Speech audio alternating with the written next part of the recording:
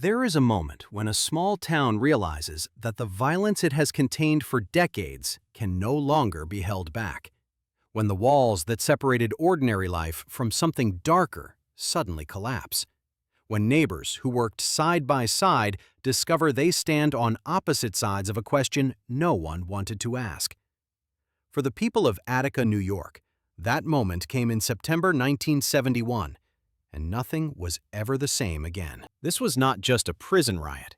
This was not just a tragedy.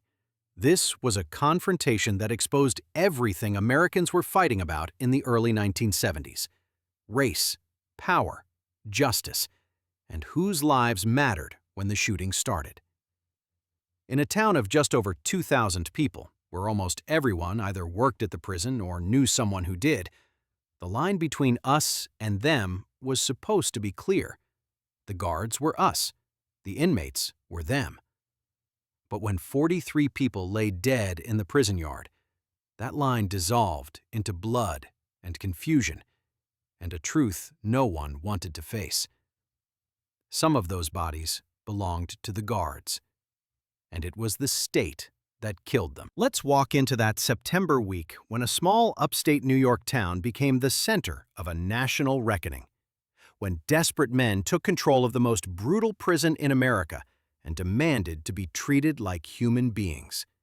When a governor refused to negotiate and ordered an assault that turned a prison yard into a massacre. This is the story of Attica, where the violence was always there, waiting beneath the surface, until it finally exploded. Understanding what happened at Attica means understanding the town itself. Attica sits in Wyoming County in western New York, about 40 miles east of Buffalo. In 1971, the population was around 2,300 people. The prison employed nearly 600 people. In a town that small, the prison was not just the largest employer. It was the entire economy. Fathers and sons worked there. Mothers worked in the prison offices. The local businesses existed because of prison paychecks. The hardware store sold supplies to guards. The diners served breakfast to men heading to work the morning shift. The bars filled with corrections officers drinking after their shifts ended. The Attica Correctional Facility opened in 1931. It was designed to be a fortress. 50-foot walls surrounded the compound. Guard towers stood at each corner. Inside those walls, 2,200 men lived in conditions that had barely changed since the prison was built. Cells measured 6 feet by 9 feet. 2 men were crammed into spaces designed for one. There was one toilet, one sink, no privacy. Inmates were locked in those cells 16 hours a day. The heat was unbearable in summer. The cold was brutal in winter.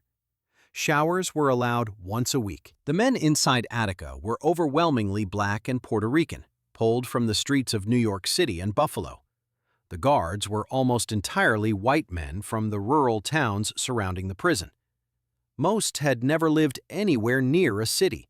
Many had never had a conversation with a Black person before working at Attica. The racial divide was absolute and intentional. The guards saw the inmates as animals who needed to be controlled. The inmates saw the guards as racist enforcers of a system designed to destroy them. Both sides were right about how the other saw them. Life inside Attica in 1971 was medieval. Inmates were paid between 25 cents and $1 per day for prison labor. A bar of soap cost 15 cents. A pack of cigarettes cost 45 cents. Men could not afford basic hygiene. Medical care was almost non-existent. Sick inmates waited weeks to see a doctor. Dental care meant extraction, nothing else. The food was deliberately inadequate. Meals provided just enough calories to survive, but not enough to feel satisfied. Spoiled food was common. Inmates frequently found maggots in the meat. The rules were arbitrary and constantly changing. Guards punished inmates for infractions that were not written down anywhere. Talking back meant solitary confinement. Looking at a guard the wrong way meant losing privileges. Physical beatings were routine. Guards carried batons and used them freely. Inmates who complained disappeared into isolation cells, where they might stay for months. There was no appeals process. There was no accountability. The guards had absolute power, and they knew it. But 1971 was not 1931. The men inside Attica were different from previous generations of inmates. Many were Black Panthers or aligned with the Panthers. Many had participated in the civil rights movement on the outside. They understood their incarceration as political. They read Malcolm X, George Jackson, and Eldridge Cleaver. They organized. They educated each other. They demanded their rights. And they watched what was happening in other prisons across America. Just weeks before Attica exploded, George Jackson was killed at San Quentin Prison in California under circumstances that looked like an execution. The men at Attica saw that killing as a warning about what happened to inmates who demanded change. In July 1971, inmates at Attica sent a list of demands to the administration and to the state. The demands were not radical. They wanted wages above subsistence level. They wanted adequate food and medical care. They wanted access to education. They wanted religious freedom. They wanted an end to physical brutality. They wanted to be treated like human beings. The administration ignored the demands completely. No response came from Albany. The tension inside the prison grew unbearable through August into early September. September 9, 1971 started like any other day at Attica. Inmates woke at 6:30. Guards moved through the blocks, unlocking cells. Men shuffled toward the mess hall for breakfast. But in one cell block, an incident from the day before was still simmering. An inmate had been involved in an altercation with a guard. Rumors spread that the inmate would be punished. Other inmates decided they would not let that happen. When guards tried to move inmates to breakfast, a group refused. The guards called for backup. More guards arrived. The confrontation escalated, and suddenly, inmates broke through a faulty gate that should have been locked. What happened next unfolded in minutes. Inmates poured into the prison yard. Guards ran. Some were caught. Inmates surrounded them, pulled them into the yard, held them. Within an hour, inmates controlled 4 cell blocks and the central exercise yard. They held 42 hostages, most of them corrections officers. The bloodiest prison uprising in American history had begun. And the people of Attica, going about their morning routines, had no idea their town was about to become a battlefield. The inmates organized immediately. They elected leaders. They set up security to protect the hostages from inmates who wanted revenge for years of beatings. They created a medical station. They established communication. They were not a mob. They were organized, and they had specific demands. They wanted the 28 points they had submitted in July addressed. They wanted amnesty for the uprising. They wanted safe passage to a non-imperialist country for those who wanted to leave America entirely. That last demand showed how radical some of the inmate leadership was. They did not believe reform was possible.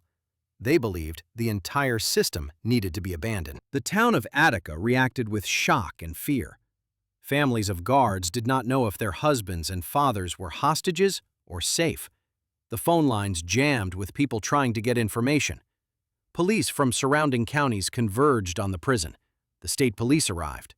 Sharpshooters took positions on the walls and roofs overlooking the yard. National media descended on this small town that most Americans had never heard of. Camera crews filmed the prison walls.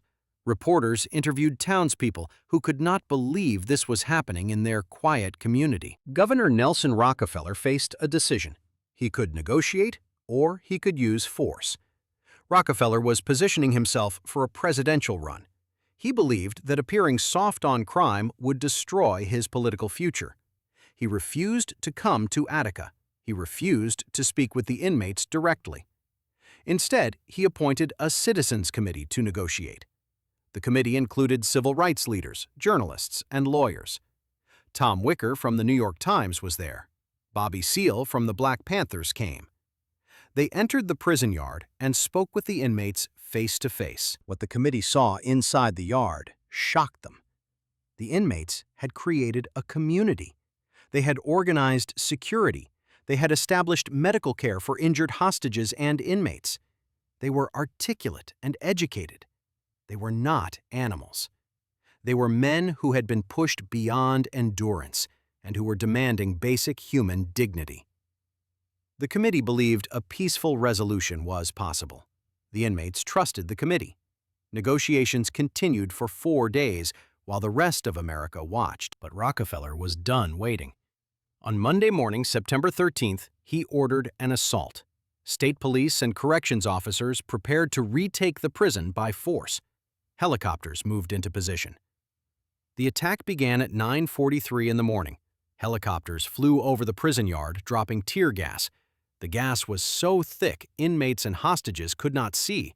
They could barely breathe. Then the shooting started. State police on the catwalks and roofs opened fire into the yard.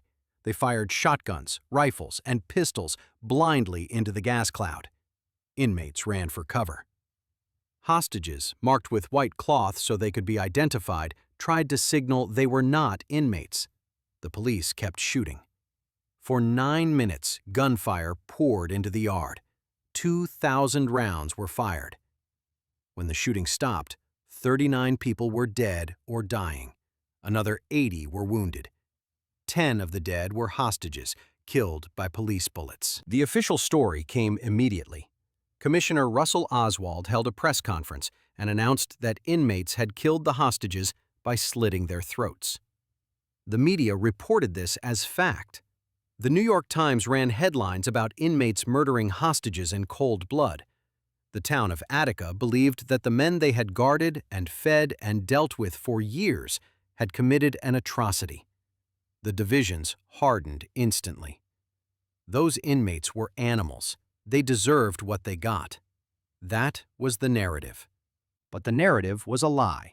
Medical examiners found no evidence of slit throats. Every hostage died from gunshot wounds. The state police had killed them. The same bullets that killed inmates had killed guards. The state had murdered its own men in a blind assault that never should have happened. When the truth came out, slowly and incompletely, it did not change many minds in Attica.